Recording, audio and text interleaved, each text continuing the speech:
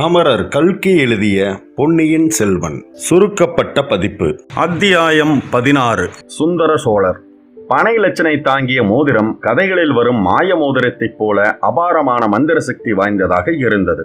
காலை நேரத்தில் பால் தயிர் விற்பவர்கள், பூக்கூடைக்காரர்கள், காய்கறி விற்பவர்கள், பழக்கடைக்காரர்கள் மற்றும் பல தொழில்களையும் செய்வோர், கணக்கர்கள், உத்தியோகஸ்தர் முதலியோர் ஏக கூட்டமாக கோட்டைக்குள் பிரவேசிக்க முயன்று கொண்டிருந்தார்கள்.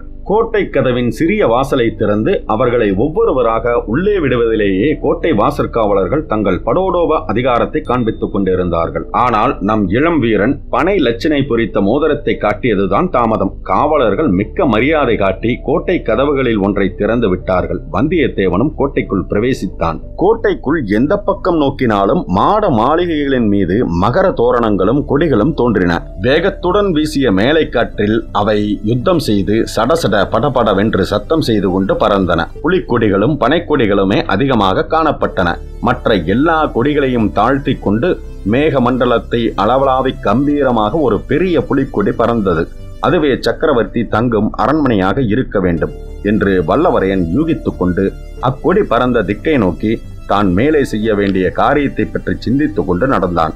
சக்கரவர்த்தியை நேரில் சந்தித்து ஓலையை கொடுப்பது முதல் காரியம். அதோடு ஆதித்த கரிகாலர் நேரில் வாய்மொழியாக தெரிவிக்க சொன்னதையும் சொல்ல வேண்டும். சின்ன பழுவேட்டரையரின் அனுமதியின்றி சக்கரவர்த்தியை பார்க்க முடியாது. அவருடைய அனுமதியை எப்படி பெறுவது? சக்கரவர்த்தியின் அரண்மனையை அணுகுவதற்கு அவன் அதிகமாக அலைந்து திரிய வேண்டியிருக்கவில்லை. பெரிய புலிக்குடியை பார்த்து கொண்டே போனான். விரைவிலேயே அரண்மனை முகப்பை அடைந்து விட்டான். அரண்மனையை அடைவதற்கு பல பாதைகள் நாலா திசைகளிலிருந்தும் வந்தன. ஒவ்வொரு பாதை முடிவிலும் 2 குதிரை வீரர்களும் சில காலாட்படை வீரர்களும் நின்றார்கள். வந்தியத்தேவன் சிறிதும் தயங்கி நிற்கவில்லை. வேகமாகவும் மிடுக்காகவும் நடந்து சென்று அரண்மனை காவலர்களை நெருங்கினான். உடனே 2 குதிரைகளும் முகத்தோடு முகம் உராயும்படி வழிமறித்து நின்றன. குதிரை மேலிருந்தவர்கள், கீழே நின்றவர்கள் அனைவருடைய வேல்களும் முனையோடு முனை பொருந்தி வழியை அடைத்தன.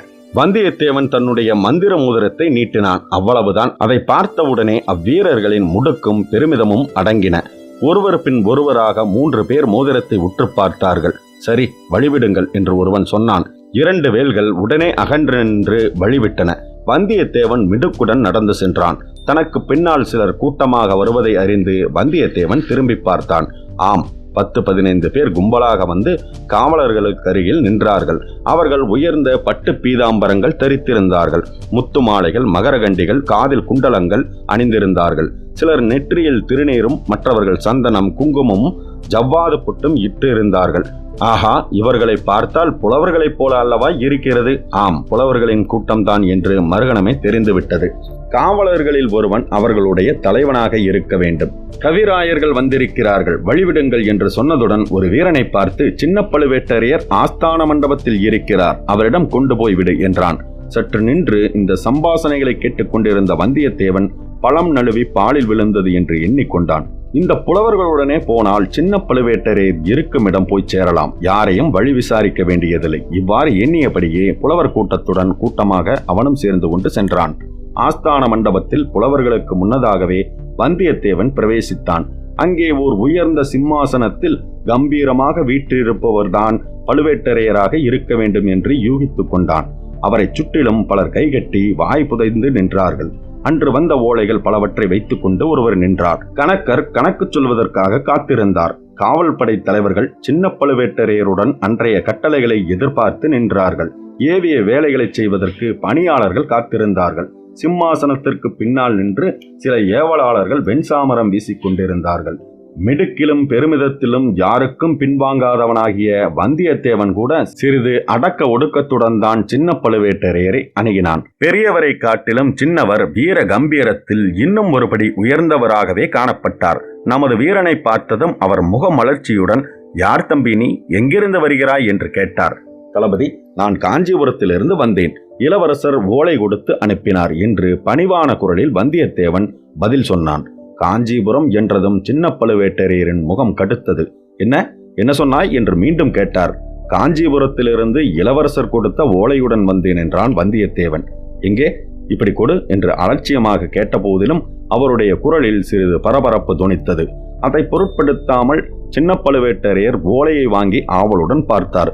பக்கத்தில் நின்றவனிடம் கொடுத்து அதை படிக்கச் சொன்னார். கேட்டுவிட்டு புதிய விஷயம் ஒன்றுமில்லை என்று தமக்குத்தாமே முணுமுணுத்துக் கொண்டார். தளபதி, நான் கொண்டு வந்த ஓலை என்றான் வந்தியத்தேவன். ஓலைக்கு என்ன? நான் கொடுத்து விடுகிறேன் சக்கரவர்த்தியிடம் என்றார் அவர். இல்லை, என்னையே நேரில் சக்கரவர்த்தியின் கையில் கொடுக்கும்படி என்று அவன் சொல்லிக் கொண்டிருக்கும் போதே, ஓஹோ, என்னிடம் நம்பிக்கை இல்லையா? இளவரசர் ஆதித்தர் அப்படி உன்னிடம் சொல்லி அனுப்பினாரா என்றபோது தஞ்சை கோட்டை தளபதியின் முகத்தில் எள்ளும் கொள்ளும் வெடித்தன. இந்த பிள்ளையை சக்கரவர்த்தியிடம் அழைத்து போ என்று அருகில் நின்ற வீரன் ஒருவனுக்கு சின்ன பழுவேட்டரையர் கட்டளையிட்டார். அந்த வீரனைத் தொடர்ந்து வந்தியத்தேவன் மேலும் அரண்மனையின் உட்புறத்தை நோக்கி சென்றான். 3 பக்கங்களில் அலைகடல் முழக்கம் கேட்கும்படியாக பறந்து விரிந்திருந்த சோழ சாம்ராஜ்யத்தின் சிம்மாசனம் சில காலமாக நோய்ப்படுக்கையாக மாறியிருந்தது. அந்த சிம்மாசனத்தில் பராந்தக சோழ சக்கரவர்த்தி சாய்ந்து படுத்திருந்தார். ராஜ்யத்தின் அதிகாரங்களை எல்லாம் மற்றவர்களிடம் ஒப்படைத்துவிட்டு மருத்துவ சிகிச்சை செய்து கொண்டிருந்தார். ஆயினும் சில முக்கியமான சந்தர்ப்பங்களில் முக்கியமான மனிதர்களுக்கு அவர் தரிசனம் அளித்தே தீர வேண்டியிருந்தது. அமைச்சர்களும் தளபதிகளும் வேளக்காரப்படை வீரர்களும் அவரை தினந்தோறும் வந்து தரிசித்துவிட்டு போவது ராஜ்யத்தின் நன்மைக்கு அவசியமாக இருந்தது. எத்தனையோ போர் முனைகளில் செயற்கரும் வீரச் செயல்கள் புரிந்து அசாகாய சூரர் என்று பெயர் பெற்றவரும், நாடு நகரமெல்லாம் சுந்தர சோழர் என்று அழைக்கப்பட்டவரும், அழகில் மன்மதனுக்கு ஒப்பானவர் என்று புகழ் பெற்றவருமான சக்கரவர்த்தியின் நோய்பட்டு மெலிந்த தோற்றத்தை கண்டதும் வந்தியத்தேவனால் பேசவே முடியாமல் போய்விட்டது. அவனுடைய கண்களில் நீர் ததும்பியது. அருகில் சென்று அடிபணிந்து வணங்கி பயபக்தியுடன் ஓலையை நீட்டினான். சக்கரவர்த்தி ஓலையை வாங்கிக் கொண்டே, எங்கிருந்து வந்தாய்? யாருடைய ஓலை என்று ஈனஸ்வரத்தில் கேட்டார். பிரபு, காஞ்சிபுரத்திலிருந்து வருகிறேன். இளவரசர் ஆதித்த கரிகாலர் தந்த ஓலை என்று வந்தியத்தேவன் தழுதழுக்க கூறினான். சக்கரவர்த்தியின் முகம் உடனே பிரகாசமடைந்தது. அவர் அருகில் திருக்கோவலூர் மலையமான் புதல்வியான சக்கரவர்த்தினி வானமாதேவி வீற்றிருந்தாள். அவளை பார்த்து, தேவி, உன் புதல்வனிடமிருந்து ஓலை வந்திருக்கிறது என்று சொல்லிவிட்டு படித்தார். ஆஹா, இளவரசன் காஞ்சியில் பொன் மாளிகை கட்டியிருக்கிறானாம். நீயும் நானும் அங்கே வந்து சில நாள் தங்கியிருக்க வேண்டுமாம் என்று சொல்லிய போதே சக்கரவர்த்தியின் முகம் முன்னைவிட சுருங்கியது. தேவி, உன் புதல்வன் செய்கையை பார்த்தாயா? என் பாட்டனார் உலகமெல்லாம் புகழ்பெற்ற பராந்தக சக்கரவர்த்தி அரண்மனையில் சேர்த்திருந்த தங்கத்தை எல்லாம் அழித்து தில்லை அம்பலத்திற்கு பொன்கூரை வைந்து பொன்னம்பலமாக்கினார். நம்முடைய குலத்தில் தோன்றிய பெரியவர்கள் யாரும் தாங்கள் வசிக்கும் அரண்மனையை பொன்னால் கட்டியதில்லை. அரண்மனை கட்டுவதை காட்டிலும் ஆலயம் எடுப்பதையே முக்கியமாக கருதினார்கள். ஆனால் ஆதித்த கரிகாலன் இப்படி செய்திருக்கிறான். ஆஹா, இந்த தெய்வ நிந்தனைக்கு என்ன பரிகாரம் செய்வது என்றார். மகனிடமிருந்து ஓலை வந்தது என்பதை கேட்டு சிறிது முகமலர்ச்சி அடைந்த தேவியின் முகம் மறுபடியும் முன்னை காட்டிலும் அதிகமாக வாடியது. பதில் ஒன்றும் அவளால் சொல்ல முடியவில்லை. பிறகு வந்தியத்தேவனை பார்த்து, தம்பி, பொன் மாளிகை கட்டியது நல்லதாக இருந்தாலும் நல்லதாக இல்லாவிட்டாலும் நான் காஞ்சிக்கு வருவது சாத்தியமில்லை. நீதான் பார்க்கிறாயே, எப்போதும் படுத்த படுக்கையாய் இருந்து வருகிறேன். நெடுந்தூர பிரயாணத்தை மேற்கொள்வது இயலாத காரியம். ஆதித்தன் தான் என்னை பார்ப்பதற்கு இங்கே வந்தாக வேண்டும். அவனை காண்பதற்கு எங்களுக்கும் ஆசையாகத்தான் இருக்கிறது. நாளைக்கு மீண்டும் வா, மறு ஓலை எழுதி வைக்கும்படி சொல்கிறேன் என்றார் சக்கரவர்த்தி. இந்த சமயத்தில் கூட்டமாக பலர் தரிசன மண்டபத்தை நெருங்கி வருவதை வந்தியத்தேவன் அறிந்தான். ஆஹா, அந்த புலவர் கூட்டம் வருகிறது போல. அவர்களுடன் ஒருவேளை சின்ன பழுவேட்டரையரும் வருவார். அப்புறம் தான் சொல்ல வேண்டியதை சொல்ல முடியாமலே போய்விடலாம். 4 வார்த்தையில் சுருக்கமாக இப்போதே சொல்லிவிட வேண்டியதுதான். இவ்விதம் சில வினாடி பொழுதில் சிந்தித்து முடிவு செய்து, சக்கரவர்த்தி, தயவு செய்யுங்கள், கருணை கூர்ந்து என் விண்ணப்பத்தை கேளுங்கள். தாங்கள் அவசியம் இந்த தஞ்சையிலிருந்து கிளம்பிவிட வேண்டும். இங்கே தங்களை அபாயம் சூழ்ந்திருக்கிறது. அபாயம், அபாயம் என்றான். அவன் இவ்விதம் சொல்லிக் கொண்டிருக்கும் போதே சின்ன பழுவேட்டரையர் தரிசன மண்டபத்திற்குள் பிரவேசித்தார். அவரை தொடர்ந்து புலவர்களும் வந்தார்கள். வந்தியத்தேவன் கடைசியாக கூறிய வார்த்தைகள் கோட்டை தளபதியின் காதில் விழுந்தன. அவருடைய முகத்தில் கோபக்கனல் ஜுவாலையாக வெளிப்பட்டது. புலவர் பெருமக்கள் அவ்வளவு பேரும் கும்பலாக சுந்தர சோழ சக்கரவர்த்தியின் சன்னிதானத்திற்கு வந்து சேர்ந்தார்கள். வாழ்க வாழ்க, 7 உலகம் ஒரு குடையின் கீழ் ஆளும் சுந்தர சோழ மகா சக்கரவர்த்தி வாழ்க, பாண்டியனை வென்ற பெருமான் வாழ்க, புலவர்களை புறக்கும் பெருமான் வாழ்க, கவிஞர்களின் கதியான கருணை வள்ளல் வாழ்க, பராந்தக சக்கரவர்த்தியின் திருப்பேரர் நீடூடி வாழ்க என்று வாழ்த்தினார்கள். உங்களை எல்லாம் நெடுநாளைக்கு பிறகு பார்ப்பதில் எனக்கு மிக்க மகிழ்ச்சி. அனைவரும் அமர வேண்டும், சில பாடல்களை பாடிவிட்டு போக வேண்டும் என்றார் தமிழன்பரான சக்கரவர்த்தி. தரையில் விரித்திருந்த இரத்தின ஜமக்காலத்தில் எல்லோரும் உட்கார்ந்தார்கள். அதுதான் சமயம் என்று நமது வீரன் வல்லவரையனும் புலவர் கூட்டத்துடன் கலந்து உட்கார்ந்து கொண்டான். தான் சொல்ல விரும்பியதை முழுவதும் சக்கரவர்த்தியிடம் சொல்லாமல் போக அவனுக்கு மனம் இல்லை. ஒருவேளை சந்தர்ப்பம் கிடைத்தால் சொல்லிவிட்டு போகலாம் என்று எண்ணி உட்கார்ந்தான். இதை சின்ன பழுவேட்டரையர் கவனித்தார். அவருடைய மீசை துடித்தது. முதலில் அவனை வெளியில் அனுப்பிவிடலாமா என்று நினைத்தார். பிறகு அவன் அங்கே தம்முடைய கண்காணிப்பில் இருப்பதே நலம் என்று தீர்மானித்தார். எனவே அவனை பார்த்ததும் பார்க்காதது போல் இருந்தார். இந்த புலவர்கள் சென்ற பிறகு அவனை வெளியே அழைத்துச் சென்று அவன் மகாராஜாவிடத்தில் சொன்ன செய்தி என்னவென்பதை நன்கு தெரிந்து கொள்ள அவர் விரும்பினார். அபாயம் அபாயம் என்ற அவனுடைய குரல் அவர் காதில் இன்னும் ஒலித்துக் கொண்டே இருந்தது. புலவர்களே, தமிழ் பாடல்கள் கேட்டு அதிக காலமாயிற்று. என் செவிகள் தமிழ் பாடலுக்காக பசித்திருக்கின்றன. உங்களில் எவரேனும் புதிய பாடல் ஏதேனும் கொண்டு வந்திருக்கிறீர்களா என்று சுந்தர சோழ சக்கரவர்த்தி கேட்டார். உடனே ஒரு புலவர் எழுந்து நின்று, பிரபு, உலகபுரத்தில் தங்கள் திருப்பெயரால் விளங்கும் சுந்தர சோழ பெரும்பள்ளியிலிருந்து அடியேன் வந்தேன். சிவநேச செல்வராகிய தாங்கள் பௌத்த மடாலயத்துக்கு நிபந்தனம் அளித்து உதவியதை இந்த தமிழகமெங்கும் உள்ள பௌத்தர்கள் பாராட்டி போற்றுகிறார்கள். தாங்கள் உடல் நோயுற்றிருப்பது அறிந்தது முதல் பிக்ஷுக்கள் மிகுந்த கவலை கொண்டு தங்கள் உடல்நலத்திற்காக பிரார்த்தனை நடத்தி வருகிறார்கள். அந்த பிரார்த்தனை பாடலை இவ்விடம் சொல்ல அருள் கூர்ந்து அனுமதி தர வேண்டும் என்றார். அப்படியே சொல்ல வேண்டும், கேட்க காத்து கொண்டிருக்கிறேன் என்றார் சக்கரவர்த்தி. புலவரும் பின்வரும் பாடலை இசையுடன் பாடினார். போதியன் திருநிழல் புனித நிற்பரவுதும் மேதகு நந்தினிபுரி மன்னர் சுந்தர சோழர் வன்மையும் வனப்பும் திண்மையும் உலகிற் வாழ்கனவே என்று அவர் பாடி முடிக்க, பாடலை கேட்டதும் புலவர்கள் அத்தனை பேரும் நன்று நன்று என்று கூறி தங்கள் பாராட்டுதலை தெரிவித்தார்கள். தளபதி, இனி புலவர்களுக்கு பரிசுகளை கொடுத்து அனுப்பிவிடலாம் என்றார் மன்னர். புலவர்களே, நீங்கள் இப்போது விடைபெற்றுக் கொள்ளலாம் என்றார் கோட்டை தளபதி. புலவர்கள் மன்னருக்கு வாழ்க வாழ்க என்று கூறி கோஷமிட்டுக் கொண்டு புறப்பட்டார்கள். வல்லவரையன் அப்புலவர்களுடனே தானும் நழுவி விடலாம் என்று எண்ணி எழுந்து கூட்டத்தின் நடுவில் நடந்து சென்றான். ஆனால் அவன் எண்ணம் நிறைவேறவில்லை. வாசற்படியை நெருங்கிய போது ஒரு வலிய இரும்பு கை அவனுடைய கையின் மணிக்கட்டை இறுக பிடித்தது. வல்லவரையன் நல்ல பலசாலிதான். ஆயினும் அந்த வஜ்ரப்பிடியின் வேகம் அவன் உச்சந்தலை முதல் உள்ளங்கால் வரையில் ஒரு குலுக்கு குலுக்கி அவனை செயலிழந்து நிற்கும்படி செய்துவிட்டது. அவ்விதம் பிடித்த இரும்பு கரம் சின்ன பழுவேட்டரையரின் கரம்தான் என்பதை நிமிர்ந்து பார்த்து தெரிந்து கொண்டான். புலவர்கள் தரிசன மண்டபத்திலிருந்து வெளியேறினார்கள். அத்தியாயம் 17. நம் விருந்தாளி. புலவர்கள் சென்ற பிறகு அரண்மனை மருத்துவர் சக்கரவர்த்திக்கு மருந்து கலந்து கொண்டு வந்தார். மலையமான் மகளான பட்டத்தரசி அதை தன் திருக்கரத்தால் வாங்கி கணவருக்கு கொடுத்தாள். அதுவரை பொறுமையாக காத்திருந்த சின்ன பழுவேட்டரையர் வந்தியத்தேவனை பிடித்த பிடி விடாமல் இழுத்து கொண்டே சக்கரவர்த்தியின் அருகில் போய் சேர்ந்தார். பிரபு, புது மருந்தினால் ஏதாவது பலன் தெரிகிறதா என்று கேட்டார். பலன் தெரிகிறதாக மருத்துவர்கள் சொல்கிறார்கள், தேவியும் சொல்கிறார். ஆனால் எனக்கென்னவோ நம்பிக்கை உண்டாகவில்லை. உண்மையை சொன்னால் தளபதி, இதெல்லாம் வீண் முயற்சி என்றே தோன்றுகிறது. என் விதி என்னை அழைக்கிறது. யமன் என்னை தேடிக்கொண்டு இங்கே வந்து சேருவான் என்றுதான் நான் நினைக்கிறேன் என்றார் சக்கரவர்த்தி. பிரபு, தாங்கள் இப்படி மனமுடைந்து பேசக்கூடாது. எங்களை எல்லாம் இப்படி மனம் கலங்கும்படி செய்யக்கூடாது. சக்கரவர்த்தியாரே, அரண்மனை வைத்தியர் தங்களுக்கு அபாயம் ஏதும் இல்லை என்று கூறுகிறார். ஆனால் இந்த சிறு பிள்ளை தங்களிடம் ஏதோ அபாயத்தை பற்றி சொல்லிக் கொண்டிருந்தான் போல எனக்கு காதுக்கு கேட்டது. அவன் காஞ்சி நகரிலிருந்து வந்த பிள்ளைதானே? ஆமாம், ஏதோ அபாயம் என்று சொன்னான். எதை பற்றி சொன்னாய் தம்பி? என்னுடைய நிலையை பற்றியா என்றார் சக்கரவர்த்தி. வல்லவரையனுடைய மூளை மின்னல் வேகத்தில் வேலை செய்தது. அபாயத்தை பற்றி தான் எச்சரித்ததாக ஒப்புக்கொண்டால் சந்தேகங்கள் ஏற்பட்டு தனக்கு அபாயம் நேரிடுவது நிச்சயம். இந்த இக்கட்டிலிருந்து தப்ப வேண்டும். நல்ல ஓர் உபாயம் செய்து பார்க்கலாம்.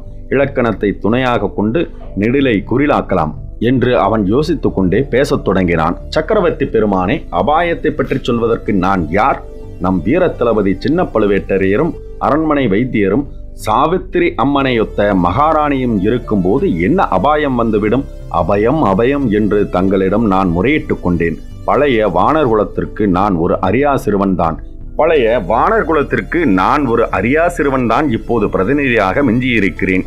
தங்கள் திருப்புதல்வர் மனம் மகிழும்படி சோழ பேரரசுக்கு தொண்டு புரிந்து வருகிறேன்.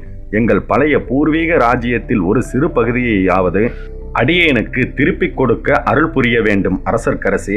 அபயம் அபயம். இந்த அரியா சிறுவன் தங்கள் அபயம் என்று வல்லவரையன் மூச்சு விடாமல் படபடவென்று பேசி நிறுத்தினான். இதை கேட்ட பழுவேட்டரையரின் முகம் சுருங்கியது. சுந்தர சோழரின் முகம் மீண்டும் மலர்ந்தது. மகாராணியின் முகத்தில் கருணை ததும்பியது. பிறகு சின்ன பழுவேட்டரையரை பார்த்து, தளபதி, இளவரசனிடமிருந்து இந்த பிள்ளை ஓலை கொண்டு வந்தான். பழையபடி காஞ்சிக்கு நான் வரவேண்டும் என்றுதான் ஆதித்தன் ஓலையில் எழுதியிருக்கிறான். அங்கே புதிதாக பொன்மாளிகை கட்டியிருக்கிறானாம். அதில் நான் சில நாளாவது தங்க வேண்டுமாம் என்றார் மன்னர்.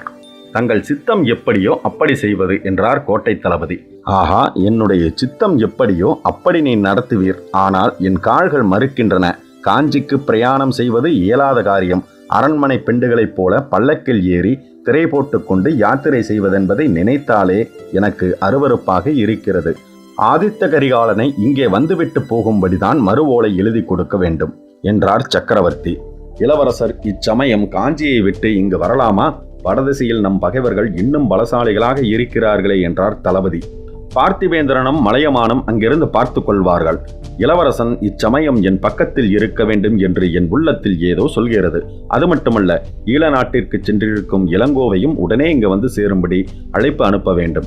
2 பேரையும் வைத்துக்கொண்டு ஒரு முக்கியமான விஷயத்தை பற்றி பேசி முடிவு செய்ய விரும்புகிறேன். காஞ்சிக்கும் நாளைய தினம் ஓலை எழுதி அனுப்பலாம். இந்த பிள்ளையிடமே அதை கொடுத்து அனுப்பலாம் அல்லவா என்றார் மன்னர். இந்த சிறுவன் காஞ்சியிலிருந்து ஒரே மூச்சில் வந்திருக்கிறான். சில நாள் இவன் இங்கே தங்கி இளைப்பாரி விட்டு போகட்டும். வேறு ஆட்களிடம் ஓலையை கொடுத்து அனுப்பலாம் என்றார் தளபதி. அப்படியே செய்.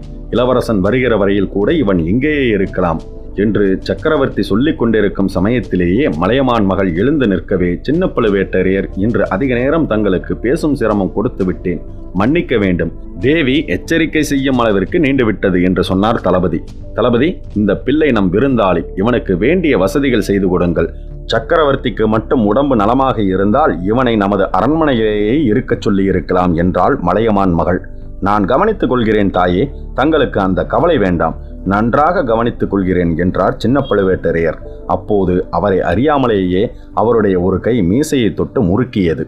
சின்ன பழுவேட்டரையர் வந்தியத்தேவனை தம்முடன் ஆஸ்தான மண்டபத்திற்கு அழைத்து போனார். சக்கரவர்த்தியிடம் அவன் கூறியது என்ன என்பதை பற்றி அவன் சொன்ன சமாதானம் அவருக்கு அவ்வளவாக திருப்தி அளிக்கவில்லை. சக்கரவர்த்தியை தனியாக போய் பார்க்கும்படி அவனுக்கு அனுமதி அளித்தது ஒருவேளை தவறோ என்றும் தோன்றியது. ஆதித்த கரிகாலரிடமிருந்து வந்தவனாதலால் அவனை பற்றி சந்தேகிக்க வேண்டியது முறை. ஆனாலும் நாம் திடீரென்று தரிசன மண்டபத்திற்குள் சென்ற பொழுது அவ்வாலிபன் தயங்கி நின்று பயந்தவன் போல் விழித்தது அவர் கண் முன்னால் தோன்றியது. அபாயம் அபாயம் என்று அவன் கூவியது நன்றாக காதில் விழுந்ததாக ஞாபகம் வந்தது. அபயம் என்று சொல்லியிருந்தால் அது நம் காதில் அபாயம் என்று எப்படி விழுந்திருக்கும்? எல்லாவற்றிற்கும் இவனை உடனே திருப்பி அனுப்பாமலிருந்து காரியத்தை தெரிந்து கொள்வது அவசியம் என்று மனதிற்குள் நினைத்து கொண்டே சின்ன பழுவேட்டரையர் அங்கிருந்த ஏவலாளர்களில் ஒருவனை பார்த்து, இந்த பிள்ளையை நமது அரண்மனைக்கு அழைத்து கொண்டு போ. விருந்தாளி விடுதியில் தங்க வைத்து வேண்டிய வசதிகள் கொடுத்து பார்த்துக்கொள். நான் வரும் வரையில் அங்கேயே இரு என்றார். வல்லவரையன் சொல்ல முடியாத வியப்பில் ஆழ்ந்தான். அண்ணன் தம்பிகளான பழுவேட்டரையர்கள் இன்று சோழ நாட்டில் இவ்வளவு ஆதிக்கம் வகிப்பதற்கு காரணம் இல்லாமல் போகவில்லை. சுந்தர சோழர் எந்த விஷயத்திற்கும் அவர்களுடைய யோசனையை கேட்டு நடப்பதிலும் வியப்பில்லை. ஆனால் தான் இப்போது பெரிய சங்கடத்தில் அகப்பட்டு கொண்டிருப்பது என்னவோ நிச்சயம். சின்ன பழுவேட்டரையருக்கு தன் மீது ஏதோ சந்தேகம் வந்துவிட்டது. பெரியவர் வந்துவிட்டால் அந்த சந்தேகம் ஊர்ஜிதமாகிவிடும். முத்திரை மோதிரத்தின் குட்டு வெளியாகிவிடும். பிறகு தன்னுடைய கதி அதோ கதிதான். சின்ன பழுவேட்டரையரின் நிர்வாகத்தில் உள்ள தஞ்சாவூர் பாதாள சிறையை பற்றி வல்லவரையன் கேள்விப்பட்டிருந்தான். அதில் ஒருவேளை தன்னை அடைத்துவிடக்கூடும். பாதாள சிறையில் ஒருவனை ஒரு தடவை அடைத்து விட்டால் பிறகு திரும்பி வெளியேறுவது அநேகமாக நடக்காத காரியம். அப்படி வெளியேறினாலும் எலும்பும் தோலுமாய் அறிவை அடியோடு இழந்து வெறும் பித்துக்குழியாகத்தான் வெளியேற முடியும். ஆகா, இத்தகைய பேரபாயத்திலிருந்து தப்புவது எப்படி? ஏதாவது யுக்தி செய்து பெரியவர் வருவதற்குள்ளே கோட்டையை விட்டு வெளியேறிவிட வேண்டும். பழுவூர் இளையராணியை பார்க்க வேண்டும் என்ற ஆசை கூட நம் வீரனுக்கு இப்போது போய்விட்டது. உயிர் பிழைத்து பாதாள சிறைக்கு தப்பி வெளியேறிவிட்டால் போதும். ஆனால் தஞ்சை கோட்டையை விட்டு வெளியேறுவதற்கு என்ன வழி? தளபதி, இந்த தஞ்சை நகரை சுற்றி பார்க்க வேண்டும் என்று எனக்கு ஆசையாக இருக்கிறது. பார்க்கலாம் அல்லவா என்று கேட்டான் வந்தியத்தேவன். தாராளமாக பார்க்கலாம். இதோ இவர்கள் இருவரும் முன்னோடு வந்து கோட்டைக்குள் எல்லா இடங்களையும் சுற்றி காட்டுவார்கள். கோட்டைக்கு வெளியில் மட்டும் போக வேண்டாம். சாயங்காலம் கோட்டை கதவுகளை சாத்தி விடுவார்கள். வெளியில் போய்விட்டால் திரும்பி இரவு வர முடியாது. கோட்டைக்குள்ளே உன் விருப்பப்படி சுற்றி அலையலாம். இவ்விதம் கூறிவிட்டு 2 ஆட்களை சின்ன பழுவேட்டரையர் தம் அருகில் அழைத்து அவர்களிடம் ஏதோ சொன்னார். அவர் சொன்னது என்னவாக இருக்கும் என்று வந்தியத்தேவன் ஒருவாறு யூகித்து தெரிந்து கொண்டான். அத்தியாயம் 18. மரத்தில் ஓர் மங்கை. கோட்டை தளபதியின் இரு ஆட்களும் தன் 2 பக்கத்தில் வர வந்தியத்தேவன் தஞ்சை கோட்டையை சுற்றி பார்க்க புறப்பட்டான். தான் தப்பித்து ஓடிவிடாமல் பார்த்து கொள்ளவே அவர்கள் தன்னுடன் வருகிறார்கள் என்பதை பற்றி அவனுக்கு சந்தேகம் இருக்கவில்லை. கோட்டை வாசல் வழியாக வேறு யாரையும் போக விடாமல் பார்த்து கொள்ளும்படி கட்டளை பிறந்திருக்கும் என்பதிலும் ஐயமில்லை. ஆனாலும் அவன் அன்று முன்னிரவிற்குள் தப்பித்துச் சென்றே தீர வேண்டும். பெரிய பழுவேட்டரையர் வந்துவிட்டால் பிறகு தப்பித்துச் செல்வது இயலாத காரியம், உயிர் பிழைத்திருப்பதே முடியாத காரியமாகிவிடும். ஆகவே தஞ்சாவூர் கோட்டைக்குள் வந்தியத்தேவன் அங்குமிங்கும் அலைந்து வேடிக்கை பார்த்து கொண்டிருந்த போது அவனுடைய மனம் தப்பிச் செல்லும் வழிகளை பற்றியே ஆலோசித்துக் கொண்டிருந்தது. முதலில் இந்த யம கிங்கரகர்களிடமிருந்து தப்ப வேண்டும், பின்னர் கோட்டையிலிருந்து தப்பிச் செல்ல வேண்டும். எப்படி தப்புவது, அதுதான் தெரியவில்லை. இப்படி பலவகையாக சிந்தித்துக் கொண்டே நடந்த போது சட்டென்று பழுவூர் இளையராணியின் நினைவு வந்தது. ஆகா, அந்த கோட்டைக்குள் யாராவது தனக்கு உதவி செய்வதாக இருந்தால் அது அந்த மாதரசியினால் தான் செய்யக்கூடும். அதுவும் சந்தேகம்தான். ஆனால் ஆழ்வார்க்கடியானின் பெயரை சொல்லி ஏதேனும் தந்திர மந்திரம் செய்து பார்க்கலாம். அப்படி பார்ப்பதற்கு முதலில் பெரிய பழுவேட்டரையரின் அரண்மனையை கண்டுபிடிக்க வேண்டும். கண்டுபிடித்தாலும் தான் அங்கே ராணியை பார்க்க செல்வது இந்த தடியர்களுக்கு தெரியக்கூடாது. தெரிந்தால் இவர்கள் போய் சின்ன பழுவேட்டரையரிடம் சொல்லிவிடுவார்கள். அதிலிருந்து என்ன விபரீதம் நேருமோ யார் கண்டது? ஒருவேளை பெரிய பழுவேட்டரையர் நாம் அரண்மனையில் இருக்கும்போது வந்துவிட்டால் என்ன செய்வது? சிங்கத்தின் குகைக்குள் நாமாக சென்று தலையை கொடுப்பது போல ஆகிவிடுமே. ஆகா, இது என்ன கோஷம், இது என்ன ஆர்ப்பாட்டம்! ஓ, இவ்வளவு கூட்டமாக போகிறார்களே, இவர்கள் யார்? தெய்வமே, நீ என் பக்கத்தில் இருக்கிறாய் என்பதில் சந்தேகமில்லை. இதோ ஒரு வழி புலப்படுகிறது. குறுக்கு வீதியில் ஒரு திருப்பத்திற்கு வந்ததும் பிரதான வீதி வழியாக பெரிய கும்பலாக வாத்திய முழக்கங்களுடன் போய்கொண்டிருந்ததை பார்த்து வந்தியத்தேவன் மேற்கண்டவாறு நினைத்தான். அந்த கும்பலில் சென்றவர்கள் வேளக்கார படையினர் என்பதை தெரிந்து கொண்டான். வழக்கம்போல் மகாராஜாவை தரிசனம் செய்துவிட்டு அவர்கள் கோட்டையை விட்டு வெளியேறுகிறார்கள் போலும். இந்த கூட்டத்தில் தானும் கலந்து விட்டால் ஆஹா, தப்புவதற்கு இதை காட்டிலும் வேறு சிறந்த வழி உண்டா என்ன? பின்னால் வருபவர்கள் அவ்வளவு சுலபத்தில் தன்னை விட்டுவிட மாட்டார்கள். தன் கூட்டத்தில் கலந்தால் அவர்களும் கூட தொடர்ந்து வருவார்கள். கோட்டை வாசல் வழியாக வெளியேறுவதும் எளிதாக இருக்காது. வாசற்காவல் செய்வோர் அவ்வளவு ஏமாந்தவர்களாக இருந்து விடுவார்களா என்ன? தன்னை கண்டுபிடித்து தடுத்து நிறுத்திவிட மாட்டார்களா? ஆயினும் ஒரு முயற்சி செய்து பார்க்க வேண்டியதுதான், வேறு வழி இல்லை. கடவுளே பார்த்து காட்டியிருக்கும் இந்த வழியை உபயோகித்துக் கொள்ளாவிட்டால் தன்னை போன்ற மூடன் வேறு யாரும் இல்லை என்று வந்தியத்தேவன் யோசித்துக் கொண்டே வழக்கம் போல பின்னால் வந்தவர்களை பார்த்து இது என்ன கூட்டம் என்று வந்தியத்தேவன் கேட்டான். வேளக்கார படை என்று அவர்கள் சொன்னதும் அந்த படையை பற்றிய விவரங்களை கேட்கலானான். அத்தகைய வீரப்படையில் தானும் சேர்ந்துவிட விரும்புவதாகவும் ஆகையால் நெருங்கி பார்க்க வேண்டும் என்றும் சொன்னான். இப்படியெல்லாம் பேசிக்கொண்டே வேளக்கார படையை அணுகினான். சிறிது நேரத்தில் முன்னால் தாரை தப்பட்டை முழங்குகிறவர்களை பார்க்க வேண்டும் என்று சொல்லிக்கொண்டே வேளக்கார படை கூட்டத்தில் கலந்து விட்டான். கூட்டம் மேலே போக போக இவனும் ஒரே இடத்தில் நிற்காமல் மேலும் கீழுமாக அப்பாலும் இப்பாலுமாக நகர்ந்து கொண்டிருந்தான். வேளக்கார படை வீரர்களை காட்டிலும் அதிக உற்சாகத்துடன் கோஷங்களை செய்தான். அவ்வீரர்களில் சிலர் இவனை உற்று உற்று பார்த்தார்கள். இவன் யார், பைத்தியகாரன் என்ற பாவனையில் சிலர் பார்த்தார்கள். மிதமிஞ்சி மதுபானம் அருந்தியவன் போல இருக்கிறது என்ற பாவனையில் சிலர் பார்த்தார்கள். ஆனால் யாரும் அவனை தடுக்கவோ அப்புறப்படுத்தவோ முயற்சி செய்யவில்லை.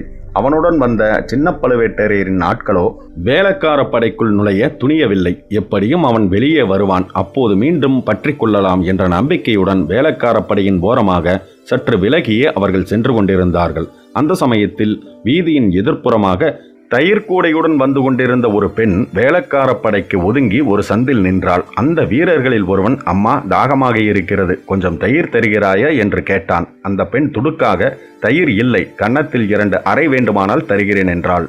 அதை கேட்ட ஒரு வீரன், ஓஹோ, அதைத்தான் கொடுத்து விட்டு போ என்று அந்த பெண்ணை அணுகிச் சென்றான். தயிர்கார பெண் பயந்து ஓடினாள். வீரன் அவளை தொடர்ந்து ஓடினான். அவளை பிடித்து கொண்டு வருவதற்காக இன்னும் 2 வீரர்கள் ஓடினார்கள்.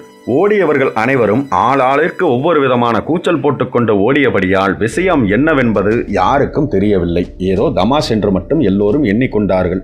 இதையெல்லாம் பார்த்து கொண்டிருந்த வல்லவரையன் அந்த ஒரு கணத்தில் அவன் மனதிற்குள் தீர்மானத்திற்கு வந்துவிட்டான். தீர்மானிப்பதும் தீர்மானத்தை காரியத்தில் நிறைவேற்றுவதும் வந்தியத்தேவனுக்கு ஒன்றுதான். வந்தியத்தேவனும் தயிர்கார பெண்ணை துரத்தி கொண்டு ஓடியவர்களை தொடர்ந்து தானும் ஓடினான். அந்த பெண் சற்று தூரம் ஓடி ஒரு குறுகிய சந்தில் திரும்பினாள். பின்தொடர்ந்து ஓடியவர்கள் அங்கே போய் பார்த்தபோது தயிர்கார பெண்ணை காணவில்லை, மாயமாக மறைந்து விட்டாள். துரத்தி வந்த வீரர்களும் அவளை பற்றி அப்புறம் கவலைப்படவில்லை, திரும்பிவிட்டார்கள். வந்தியத்தேவன் மட்டும் திரும்பவில்லை. அந்த பெண் புகுந்து சென்ற சந்து வழியாகவே மேலும் ஓடினான். இன்னும் 2-3 சந்துகள் புகுந்து திரும்பிய பிறகே ஓட்டத்தை நிறுத்தி மெதுவாக நடக்கலானான். வேலைக்கார படை சாதாரணமாக கோட்டையிலிருந்து வெளியேறும் நேரம் சூரிய அஸ்தமன நேரம் அல்லவா? வந்தியத்தேவன் இப்போது புகுந்து சென்ற சந்துகளில் ஏற்கனவே இருள் சூழ்ந்து விட்டது. இருபுறமும் சில இடங்களில் மதில் சுவராக இருந்தது, சில இடங்களில் செடி கொடிகள் அடர்ந்த வேலியாக இருந்தது. வந்தியத்தேவன் எங்கும் நிற்காமல் போய்கொண்டே இருந்தான். திசைகளை பற்றி அவன் கவலைப்படவில்லை. பெரிய வீதிகளில் புகாமல் சந்து பொந்துகளின் வழியாக புகுந்து போனால் எப்படியும் கோட்டையின் வெளிச்சுவரை அடைந்தே தீர வேண்டும். கோட்டை சுவரை அடைந்த பிறகு என்ன செய்வது என்பதை பற்றி பிறகு தீர்மானித்துக் கொள்ளலாம். யோசித்து யுக்திகள் கண்டுபிடிப்பதற்குத்தான் இரவெல்லாம் நேரம் இருக்கிறதே. சற்று நேரத்தில் எல்லாம் நன்றாக இருட்டிவிட்டது. அவன் சென்ற பாதை கடைசியில் ஒரு மதில் சுவரில் வந்து முடிந்தது. இருட்டில் நடந்து வந்த வந்தியத்தேவன் அச்சுவரின் மேல் லேசாக மோதிக்கொண்டான். சுவர் என்று மட்டும் தெரிந்தது. அது என்ன சுவர், எவ்வளவு உயரமான சுவர் என்பது ஒன்றும் தெரியவில்லை. அநேகமாக அது கோட்டையின் மதில் சுவராகவே இருக்க வேண்டும். அப்படியானால் இங்கேயே உட்கார்ந்து விடுவதுதான் சரி. சிறிது நேரத்திற்கெல்லாம் சந்திரன் உதயமாகும். அப்போது பார்த்து தெரிந்து கொள்ளலாம். அதுவரை ஒளிந்திருப்பதற்கு இதை காட்டிலும் நல்ல இடம் இருக்க முடியாது. இந்த நேரத்திற்குள் சின்ன பழுவேட்டரையரின் ஆட்கள் திரும்பி போயிருப்பார்கள். போய் சொல்லியிருப்பார்கள். கோட்டை தளபதி தன்னுடைய ஆட்களை நாலாபுரமும் ஏவியிருப்பார். ஒருவேளை வேலைக்கார படையுடன் தான் வெளியேறி இருக்கலாம் என்று சந்தேகித்திருப்பார். கோட்டைக்கு உள்ளேயும் வெளியேயும் தன்னை தேடிக்கொண்டிருப்பார்கள். தேடட்டும், தேடட்டும், நன்றாக தேடட்டும். அவர்களை எல்லாம் ஏமாற்றிவிட்டு நான் இக்கோட்டையை விட்டு தப்பிச் செல்லாவிட்டால் நான் வானர் குலத்தவன் அல்ல, என் பெயர் வந்தியத்தேவனும் அல்ல. இப்படி எண்ணிக்கொண்டே சுவரின் மீது சாய்ந்து கொண்டு வந்தியத்தேவன் உட்கார்ந்தான். இளம் பிள்ளையாதலாலும் பகலெல்லாம் அலைந்து களைத்திருந்தபடியாலும் கண்ணை சுழற்றி கொண்டு தூக்கம் வந்தது. மேலக்காற்றின் மரக்கிளைகள் ஒன்றோடொன்று உராய்ந்து உண்டாக்கிய சத்தம் தாலாட்டு பாடலைப் போல மயக்கத்தை உண்டு பண்ணியது. அப்படியே தூங்கிவிட்டான். அவன் தூக்கம் நீங்கி கண் விழித்த போது சந்திரன் உதயமாகி கீழ்வானத்தில் சிறிது தூரம் மேலே வந்திருந்தது. அடர்ந்த மரக்கிளைகளின் வழியாக நிலா வெளிச்சம் வந்து சுற்றுப்புற காட்சிகளை அரைகுறையாக அவனுக்கு காட்டியது. தனது நிலை என்னவென்பதை வந்தியத்தேவன் ஞாபகப்படுத்தி கொண்டான். சுவரில் சாய்ந்தபடி தான் தூங்கிவிட்டது அவனுக்கு வியப்பை அளித்தது. தன்னுடைய துயிலை நீக்கி விழிக்கச் செய்த காரணம் யாது? ஏதோ ஒரு குரல் கேட்டது போல தோன்றியதே. அது மனித குரலா அல்லது இரவில் விழித்திருக்கும் பறவையின் குரலா?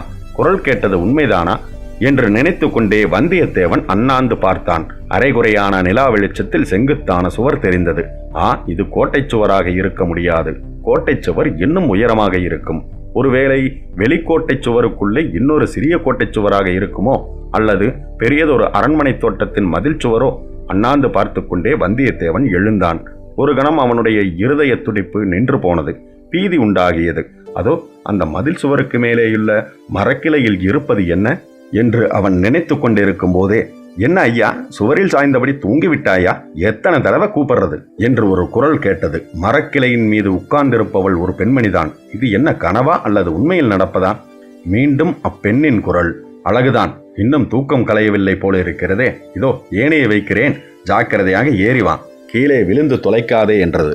இப்படி சொல்லிக்கொண்டே அப்பெண் சுவரின் உட்புறத்திலிருந்து ஒரு மெல்லிய மூங்கிலினால் ஆன ஏணி ஒன்றை எடுத்து வெளிப்புறத்தில் சுவர் ஓரமாக வைத்தாள். வந்தியத்தேவனுக்கு ஒன்றும் விளங்கவில்லை. ஆனாலும் இப்படிப்பட்ட அரிய சந்தர்ப்பத்தை, தன்னை தேடி வரும் சந்தர்ப்பத்தை அவன் விட்டு விடுவானா என்ன? வருகிறது வரட்டும், பிறகு நடப்பது நடக்கட்டும். இப்போது ஏணியில் ஏறலாம். சுவரின் உச்சியை அடைந்த பிறகு மற்ற விவரங்களை கேட்டு தெரிந்து கொள்ளலாம் என்று யோசித்து கொண்டே ஏணியில் 3/4 பங்கு அவன் ஏறிய போது அந்த பெண் மறுபடியும் பேசத் தொடங்கினாள். நல்ல தாமதக்காரன்தான் நீ. அங்கே இளையராணியம்மாள் காத்து கொண்டிருக்கிறார்கள். இங்கே நீ மதில் சுவரில் சாய்ந்து தூங்கிக் கொண்டிருக்கிறாய் என்றாள். அப்போது ஏற்பட்ட அதிர்ச்சியினால் வந்தியத்தேவன் ஏணியிலிருந்து நழுவி விழுந்துவிட இருந்தான். நல்ல வேளையாக அங்கே சுவரில் நீட்டிக்கொண்டிருந்த கல்லை பிடித்து கொண்டு சமாளித்தான். இளையராணி என்றால் பழுவூர் இளையராணியாகத்தான் இருக்கும். நான் இங்கே வந்து உட்கார்ந்தது அவளுக்கு எப்படி தெரிந்தது? மாயமந்திரம் ஏதோ அவள் அறிந்திருக்க வேண்டும். தன்னை பார்ப்பதில் அவளுக்கு இவ்வளவு சிரத்தை ஏற்பட என்ன காரணம்? ஒருவேளை வேறு எவனுக்காகவோ வைத்த ஏணியில் நான் ஏறிவிட்டேனா? எப்படி இருந்தாலும் இருக்கட்டும். முன்வைத்த காலை பின் வைக்க முடியாது. எல்லாம் சற்று நேரத்தில் தெரிந்துவிடப் போகிறது. சுவரின் உச்சி அருகில் வந்ததும் அவனுடைய கையை பிடித்து அந்த பெண் தூக்கிவிட்டாள். ஏன் விழித்து கொண்டு சுவர் மேலே உட்கார்ந்திருக்கிறாய்? ஏனையை எடுத்து உள்ளே இறக்கிவிட்டு சீக்கிரம் குதி என்று சொல்லிக்கொண்டே அந்த பெண் சரசரவென்று மரக்கிளையிலிருந்து கீழே இறங்கினாள். வந்தியத்தேவன் அவள் கூறியவாறே செய்தான். அவன் இறங்கிய இடம் ஒரு பெரிய விஸ்தாரமான தோட்டம் என்று தெரிந்தது.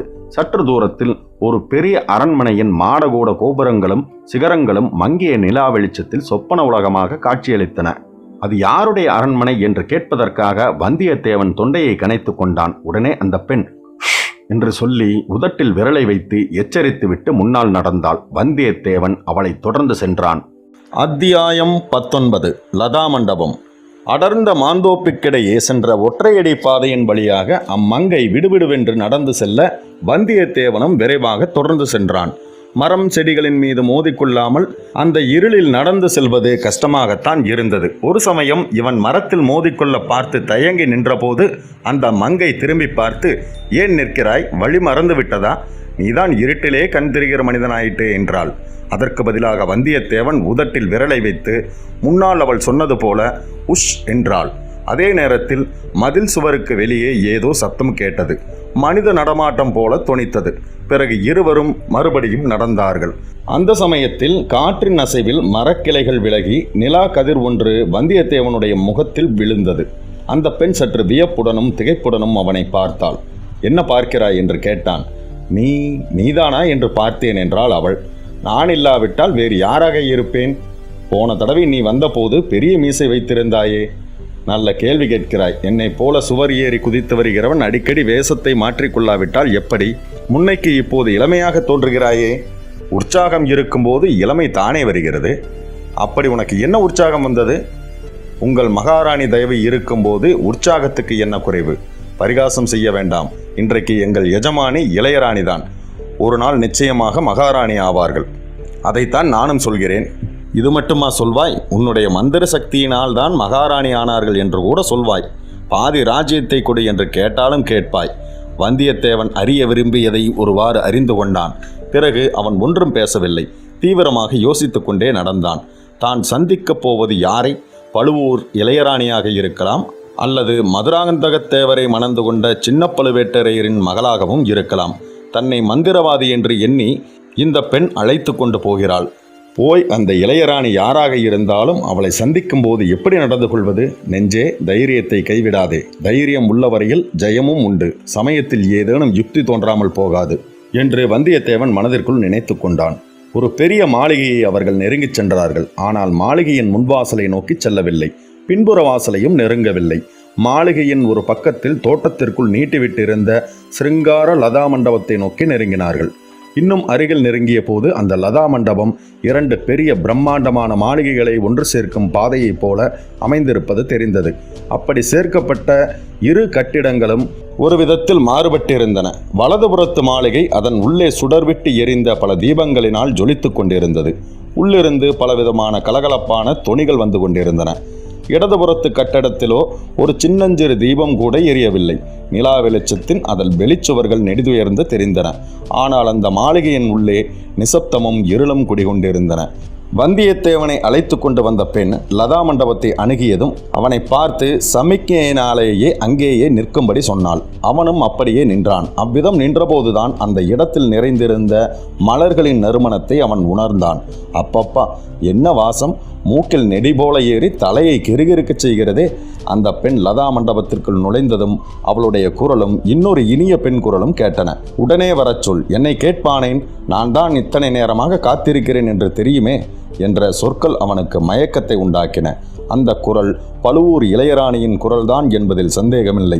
அடுத்த கணம் அவள் முன்னால் போய் நிற்கப் போகிறோம். அந்த நிலைமையை எவ்விதம் சமாளிக்கப் போகிறோம்? எதிர்பார்த்த மந்திரவாதிக்கு பதிலாக பல்லக்கில் வந்து மோதிய மனிதன் வந்து நிற்பதைக் கண்டு அவள் என்ன நினைப்பாள்? ஆச்சரியப்படுவாளா? கோபம் கொள்வாளா? ஒருவேளை மகிழ்ச்சி அடைவாளா? அவனை அழைத்து வந்த மங்கை லதா மண்டபத்து வாசலில் நின்றபடி சமிக்ஞையால் அழைத்தாள். வந்தியத்தேவன் அவள் நின்ற இடத்தை அடைந்து மண்டபத்தின் உட்புறம் நோக்கினான். ஒரு நொடிப்பொழுதில் அங்கே தோன்றிய காட்சி அவன் கண் வழியாக மனதில் பதிந்தது. தங்க விளக்கு ஸ்தம்பத்தில் ஒளிர்ந்த தீபச்சுடர் பொன் ஒளியை பரப்பியது. பல வண்ண நறுமலர்களை பரப்பிய சப்ரகூட மஞ்சத்தில் ஒரு பெண் ஒய்யாரமாக சாய்ந்து கொண்டு வீற்றிருந்தாள். அவள் பழுவூர் இளையராணிதான். பகலில் பல்லக்கில் பார்த்தபோது அவள் அழகியாக தோன்றினாள். இரவில் தங்க கூத்து விளக்கின் வெளிச்சத்தில் அழகென்னும் தெய்வமே உருவெடுத்தது போல காணப்பட்டாள். வந்தியத்தேவனை பார்த்த பழுவூர் இளையராணி நந்தினி அவளுடைய பவள இதழ்கள் சிறிது விரிந்து முத்துப்பற்கள் வெளிக்காட்டும்படி வியப்புடன் நோக்கி கொண்டிருந்தாள். பேச முடியாத நிலையை அச்சமயம் அவள் அடைந்திருந்தது வந்தியத்தேவனுக்கு அனுகூலமாக போயிற்று. லேசாக அவன் ஒரு சிரிப்பு சிரித்துவிட்டு, அம்மணி, தங்கள் தாதி பெண்ணுக்கு திடீரென்று சந்தேகம் வந்துவிட்டது. நான் மந்திரவாதியா இல்லையா என்று. அதை எப்படி கேட்டாள் என்று நினைக்கிறீர்கள்? நீதானா என்று கேட்டாள் என்று சொல்லி மறுபடியும் சிரித்தான். நந்தினி புன்னகை புரிந்தாள். அவளுக்கு அப்படி ஏதாவது சந்தேகம் திடீர் என்று வந்துவிடும். வாசுகி, ஏன் இங்கே மரம் போல நிற்கிறாய்? உன் இடத்திற்கு போ. யாராவது வரும் காலடி சத்தம் கேட்டால் கதவை படீரென்று சாத்து என்றாள் நந்தினி. இதோ அம்மா என்று சொல்லிவிட்டு வாசுகி லதா மண்டபத்தின் உள்வழியாக பிரகாச மாளிகைக்கு சென்ற நடைபாதையில் நடந்து போய் சற்று தூரத்தில் மங்களாக தெரிந்த வாசற்படி அருகில் உட்கார்ந்து கொண்டாள். நந்தினி சிறிது குரலை தாழ்த்தி கொண்டு, உன்னை மந்திரவாதி இல்லை என்றாய் இவள் சந்தேகிக்கிறாள். அசட்டு பெண். மந்திரவாதிகள் என்று சொல்லிக் கொண்டு திரிகிறவர்களில் முக்கால்வாசி பேர் வெறும் பொய்யர்கள். நீதான் உண்மையான மந்திரவாதி. என்ன மாயமந்திரம் செய்து இந்த சமயத்தில் இங்கே வந்தாய் என்று கேட்டாள். அம்மணி, மாயமந்திரம் செய்து நான் இங்கே வரவில்லை. சுவர் மீது சாற்றியிருந்த ஏணிமேல் ஏறித்தான் வந்தேன் என்றான் வந்தியத்தேவன். அதுதான் தெரிகிறதே. இந்த பெண்ணை என்ன மாயமந்திரம் செய்து ஏமாற்றினாய் என்று கேட்டேன் என்றாள். நிலா வெளிச்சத்தில் ஒரு புன்னகை புரிந்தேன், அவ்வளவுதான். அதற்கு சரிப்பட்டு வராவிட்டால் தாங்கள் கொடுத்த மந்திர மோதிரத்தை காட்ட எண்ணியிருந்தேன். அதை பத்திரமாக வைத்திருக்கிறாய் அல்லவா? அந்த மோதிரம் இருக்கும்போது பட்டப்பகலில் பகிரங்கமாகவே இங்கே வந்திருக்கலாமே. எதற்காக இந்த குருட்டு வழியில் திருட்டுத்தனமாக வந்தாய்? அம்மணி, தங்கள் மைத்துனர் இருக்கிறாரே சின்ன பழுவேட்டரையர், அவருடைய ஆட்கள் என்னை பின்தொடர்ந்து ஒரு கணம் கூட பிரியாமல் வந்து கொண்டிருந்தார்கள். அவர்களிடமிருந்து பிரிய பட்டபாடு பெரும்பாடாக போயிற்று. பிரிந்த பிறகு சந்து பொந்துகளில் புகுந்து தங்களுடைய மாளிகை மதில் சுவரை சுற்றி சுற்றி வந்து கொண்டிருந்தேன். அந்த சமயத்தில் சுவர் மேல் வைத்த ஏணியை பார்த்ததும் தாங்கள்தான் இந்த ஏழையை நினைவு கூர்ந்து இந்த ஏற்பாடு செய்திருக்கிறீர்கள் என்று எண்ணிவிட்டேன். அது தவறு என்று தெரிந்து கொண்டேன். மன்னிக்க வேண்டும். மன்னிப்பதற்கு அவசியம் ஒன்றும் ஏற்படவில்லையே என்றாள். அது எப்படி அம்மணி என்றான் வந்தியத்தேவன். நீ நினைத்தது அவ்வளவாக தவறும் இல்லை. மந்திரவாதியை எதற்காக நான் தெரிவிக்க நினைத்தேன் தெரியுமா? தெரியவில்லை அம்மணி. எனக்கு மந்திரமும் தெரியாது, ஜோதிடமும் தெரியாது. உன்னை நேற்று பார்த்ததிலிருந்து உன்னுடைய ஞாபகமாகவே இருந்தது. நீ ஏன் இன்னும் என்னை பார்க்க வரவில்லை என்று தெரிந்து கொள்ள விரும்பினேன். அதற்காகத்தான் நான் மந்திரவாதியை கூப்பிட்டு அனுப்பினேன். ஏதோ ஆழ்வார்க்கடியான் நம்பி என்பவர் செய்தி சொல்லி அனுப்பியதாக என்று அவள் கூறிக்கொண்டிருக்கும் போதே, ஆமம்மணி, அவர் சொல்லி அனுப்பிய செய்திகளைத்தான் தங்களிடம் சொல்வதற்காக முதலில் தங்களை பார்க்க விரும்பினேன். தங்களை ஒரு முறை பார்த்த பிறகு பழைய காரணமெல்லாம் மறந்து போய்விட்டது என்றான் வந்தியத்தேவன். ஆழ்வார்க்கடியாரை நீ எங்கே பார்த்தாய்? என்ன செய்தி சொல்லி அனுப்பினார் என்றாள் நந்தினி. வீரநாராயணபுரத்திற்கு அருகில் ஆழ்வார்க்கடியான் நம்பியை சந்தித்தேன்.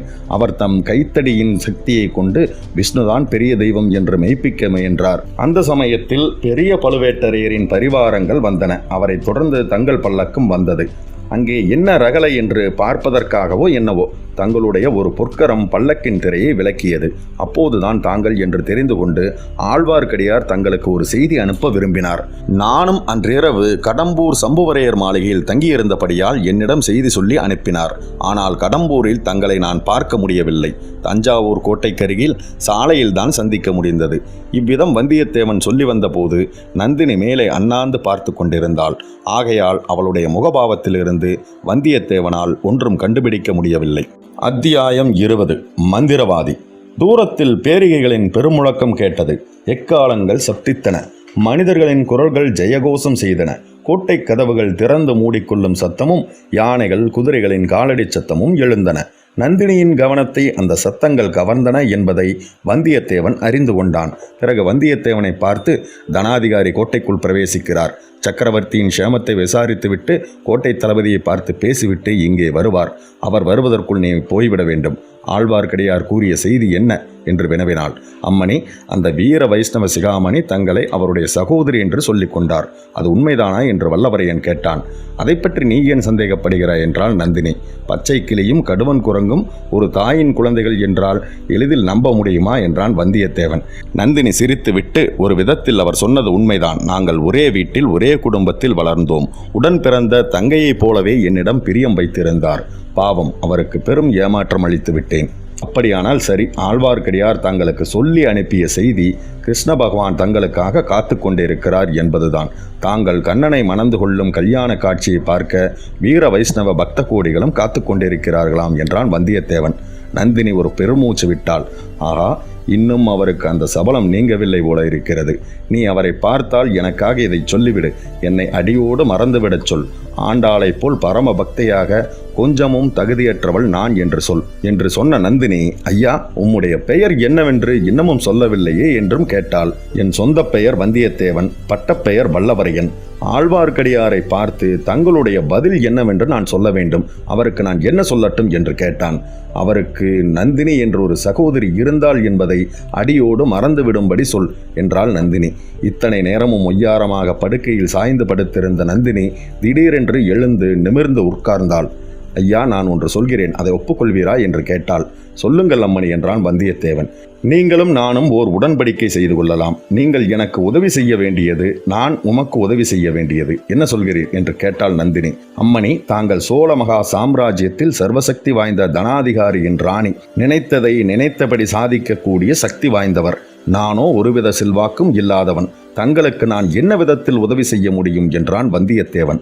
அவன் உள்ளத்திலிருந்து பேசுகிறானா அல்லது உதட்டிலிருந்து பேசுகிறானா என்று தெரிந்து கொள்ள விரும்பிய நந்தினி தன் கூரிய விழிகளை அவன் மீது செலுத்தினாள். வந்தியத்தேவன் அதற்கு சிறிதும் கலங்காமல் நின்றான். எனக்கு அந்தரங்கமான பணியாள் ஒருவர் தேவையாக இருக்கிறது. இந்த அரண்மனையில் உமக்கு வேலை வாங்கி கொடுத்தால் ஒப்புக்கொள்வீரா என்று கேட்டாள். இதே மாதிரி சேவையை இன்னொரு மாதரசிக்கு செய்வதாக ஏற்கனவே ஒப்புக்கொண்டு விட்டேன். அவள் வேண்டாம் என்று நிராகரித்தால் தங்களிடம் வருகிறேன் என்றான் வந்தியத்தேவன். அது யார் அவள்? என்னுடன் போட்டிக்கு வருகிறவள் என்று கேட்டாள் நந்தினி. இளைய பிராட்டி குந்தவை தேவிதான். பொய் பொய் பொய், ஒரு நாளும் இருக்க முடியாது. என்னை வேடிக்கை செய்ய பார்க்கிறீர்கள். வந்தியத்தேவன் ஆதித்த கரிகாலர் குந்தவைக்கு கொடுத்த ஓலையை எடுத்து நீட்டினான். நந்தினி ஓலையை விளக்கினடியில் பிடித்து கொண்டு படித்தாள். படித்து முடித்தபோது அவளுடைய கண்களிலிருந்து கிளம்பிய மின்னல் ஜுவாலை நாக சர்ப்பத்தின் வாயிலிருந்து வெளிவந்து மறையும் அந்த பிளவுபட்ட நாவை வந்தியத்தேவனுக்கு நினைவூட்டியது. அவனையும் அறியாமல் அவன் உடம்பு நடுங்கியது. நந்தினி கம்பீர பாவத்துடன் வந்தியத்தேவனை பார்த்து, ஐயா, நீர் இந்த கோட்டையிலிருந்து உயிரோடு தப்பிச் செல்ல எண்ணுகிறீர் அல்லவா என்று கேட்டாள். ஆமம்மா, அதற்குத்தான் தங்கள் உதவியை நாடி வந்தேன் என்றான் வந்தியத்தேவன். ஒரு நிபந்தனையின் பேரில்தான் உம்மை தப்பித்துவிட நான் உதவி செய்யலாகும். நிபந்தனையை சொல்லுங்கள். இந்த ஓலைக்கு குந்தவை என்ன மறு ஓலை கொடுக்கிறாளோ அதை மறுபடியும் என்னிடம் கொண்டு வந்து காட்ட வேண்டும். சம்மதமா? மிக அபாயமான நிபந்தனை போடுகிறீர்கள். அச்சமயம் அருகிலுள்ள தோட்டத்திலிருந்து ஆந்தையின் கடூரமான குரல் கேட்டது. ஒரு தடவை, 2 தடவை, 3 தடவை கேட்டது. வந்தியத்தேவனுடைய உடம்பு சிலிர்த்தது. நந்தினி தோட்டத்தில் ஆந்தை குரல் வந்த இடத்தை நோக்கி, நிஜ மந்திரவாதியே வந்துவிட்டான் என்றாள். பிறகு வந்தியத்தேவனை பார்த்து, அவன் எனக்கு இனி தேவையில்லை. ஆனாலும் 2 வார்த்தை அவனிடம் சொல்லி அனுப்புகிறேன். ஒருவேளை உம்மை தப்பித்து விடுவதற்கும் அவன் உபயோகமாக இருக்கலாம். சற்று நேரம் நீர் அந்த பக்கமாக போய் இருட்டில் மறைந்து நில்லும் என்று முன்னம் அவளுடைய தாதிப்பெண் போன திசைக்கு நேர் எதிர் திசையை காட்டினாள் நந்தினி. லதா மண்டபத்தின் தோட்ட வாசலுக்கு அருகில் வந்து நின்று நந்தினி 3 தடவை கையை தட்டினாள். தோட்டத்தில் சிறிது தூரம் வரையில் பெரிய பெரிய அடிமரங்களும் அவற்றை சுழற்றி கொண்டிருந்த கொடிகளும் தெரிந்தன. அப்பால் ஒரே இருட்டு பிளம்பாக இருந்தது. இருளை கீறிக்கொண்டு கொடிகளை விளக்கிக் கொண்டு மரம் ஒன்றின் பின்னாலிருந்து மந்திரவாதி வெளியே வந்தான். நந்தினி தன்னுடைய புஷ்ப மஞ்சத்தில் போய் உட்கார்ந்து கொண்டாள். அவள் அழகிய முகத்தில் இப்போது அமைதி குடிகொண்டிருந்தது. திருப்புறம்பியம் பள்ளிப்படையின் அருகில் நள்ளிரவில் கூடிய மனிதர்களில் ஒருவன் இவன். பையிலிருந்து பொன்னாணயங்களை கலகலவென்று கொட்டியவன். ஆழ்வார்க்கடியானை கண்ட இடத்தில் உடனே கொன்றுவிடுங்கள் என்று மற்றவர்களுக்கு கூறிய ரவிதாசன் தான் இவன்.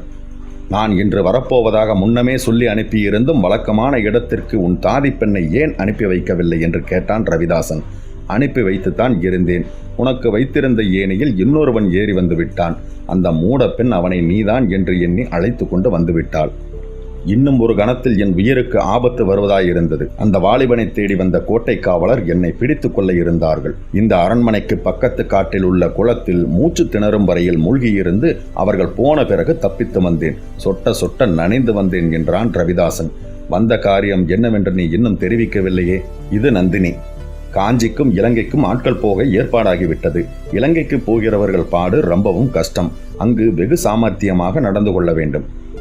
அதற்கு என்னை என்ன செய்ய சொல்கிறாய்? இன்னும் பொன் வேண்டுமா? உங்களுடைய பொன்னாசைக்கு எல்லையே கிடையாதா?